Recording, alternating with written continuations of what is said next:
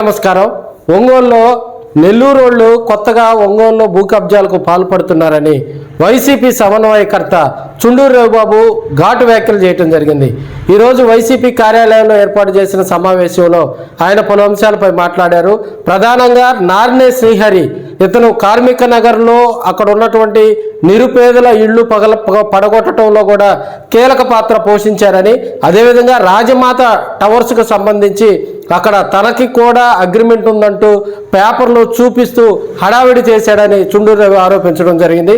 ఈ నెల్లూరు నుంచి వచ్చినటువంటి ఈ నార్నే శ్రీహరి ఒంగోలు తెలుగుదేశం పార్టీలో కూడా ఒక పొలిటికల్ లీడర్ భార్యకు దగ్గర బంధువు కావటం కూడా ఒంగోలులో కొంత కలవరం మొదలైందని కూడా మనం తెలియజేసుకోవచ్చు. ఎందుకంటే సార్ అంటూ కూడా ఆయన మరి కొంతమంది మీడియా వ్యక్తులకు వార్త అతను మాట్లాడిన వార్తను కనుక వేస్తే డబ్బులు ఇస్తూ కార్మిక నగర్లో కూడా డబ్బులు పంచుతూ మరి అదేవిధంగా రాజమాత టవర్స్ దగ్గర కూడా తన దగ్గర ఆధారాలు ఉన్నాయని కూడా మరి పిచ్చాపాటిగా పేపర్లన్నీ చూపిస్తూ గందరగోళ పరిస్థితులు క్రియేట్ చేస్తున్నారని ఇప్పుడే ఒంగోలులో కూడా టాక్ నడుస్తుంది. అదేవిధంగా ఈ శ్రీహరి అనే వాడి మీద కఠినమైనటువంటి చర్యలు తీసుకోవాలని చుండూరు రవి డిమాండ్ చేయడం జరిగింది.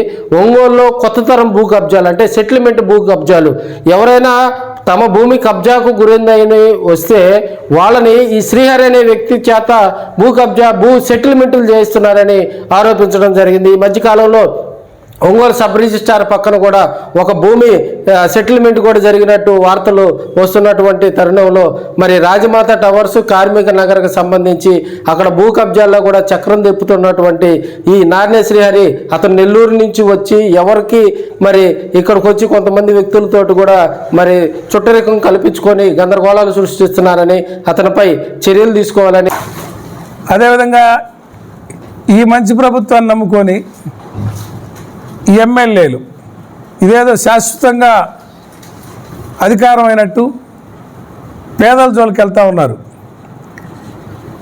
నార్నే శ్రీహరిట అతనికి ఏ సంబంధం ఒంగోలుతోటి? అతనికి విచారించాను, అతనికి ఒక ప్లాట్ ఒంగోలు లేదు. మరి అతను ఇప్పుడు ఆ రోజు హాస్పిటల్ వెనకమాల క్యాన్సర్ హాస్పిటల్ వెనకమాల నా దగ్గరికే వచ్చారు, మాకు ప్లాట్లు ఉన్నాయండి, మా కబ్జాకు గురైన దొంగ పట్టాలు క్రియేట్ చేశారు అని XYZల మీద ఇస్తే నేను తీసుకెళ్ళి కంప్లైంట్ పెట్టించా. ఆ కంప్లైంట్లన్నీ పోలీస్ స్టేషన్లు ఉన్నాయి. ఆర్డీఓనో ఎంఆర్ఓనో విచారించి వాళ్ళకి ప్లాట్లు అప్పు చెప్పాలి కదా. వాళ్ళది కాకపోతే ప్రభుత్వం అయితే వాళ్ళు ఉండే వాళ్ళకి పొజిషన్ ఇవ్వమని అడుగుతూ ఉన్నాం. అక్కడ ఎవరెవరి భూములో ఎవరెవరికి ప్లాట్ ఓనర్లు ఉన్నారో వాళ్ళకి ప్లాట్లు ఇచ్చే ఉద్దేశం వీళ్ళకి లేదు. మొత్తం ఒకటే కంచేసుకుంటాడు 3 ఎకరాలకి. నార్నేశ్రీ అనేవాడు ఒక ప్లాట్ కొనుక్కుంటే ఒక ప్లాట్కి ఓనర్ అవుతాడు. 3 ఎకరాలకో 4 ఎకరాల ఓనర్ కాడు కదా. ఒక్కడొచ్చి దౌర్జన్యం చేయటం ఏంది, పోలీసులు అడ్డం పెట్టుకొని కంచేసుకోవటం ఏంది? ఆర్డీఓ ఆర్డర్ ఇస్తుంది. ఆర్డీఓ 144 సెక్షన్ పెట్టి ఆడ లా అండ్ ఆర్డర్ కోసం అంటే ఆర్డర్ ఇస్తుంది. లా అండ్ ఆర్డర్ కోసం ఆర్డర్ ఇస్తే అక్కడ ఉన్న వాళ్ళని నెట్టేసి కంచేస్తే దానికి పోలీసుల సహకారం, కంచెకి డబ్బులు ఎవరు ఇచ్చారని అడుగుతున్నా. ఆర్డీఓ ప్రమేయం జోక్యం చేసుకొని పోలీసులను పెట్టి అక్కడ తగాదాలు లేకుండా చూడాలంటే కంచెకి డబ్బులు ఎవరు ఇచ్చారు? కంచె ఎవరు వేశారు? ఎవడో ఒకడు బెనిఫిట్ తీసుకుందామని వచ్చి కంచేస్తుంటే దానికి కాపలాగా పోలీసులు కూర్చుంటారా? నిన్న రాజమాత అపార్ట్మెంట్లో మళ్ళీ అదే వ్యక్తి సెల్లార్లు కూల్చిందంటే నాకు అగ్రిమెంట్లోని నేను మళ్ళీ షాపులు కట్టుకుంటానని చెప్పి మళ్ళీ వాళ్ళందరినీ బెదిరియటం. ఒక్క మనిషి వచ్చి ఒంగోలు ఇంతమందిని బెదిరిస్తున్నాడంటే ఎవరి ఆదరణ, ఎవరి ప్రమేయం లేకుండా, ఎవరి భరోసా లేకుండా ఎట్టొస్తాడని నేను అడుగుతా ఉన్నా. పోలీసు ఇక్కడ డిఎస్పీ ఉన్నాడు, ఎస్పీ ఉన్నాడు, హెడ్ క్వార్టర్ ఇది.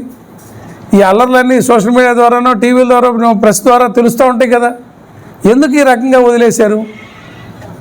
అంటే ఈ దౌర్జన్యాలు, సెటిల్మెంట్లు కూడా పరాకాష్ఠకు వస్తూ ఉన్నాయి.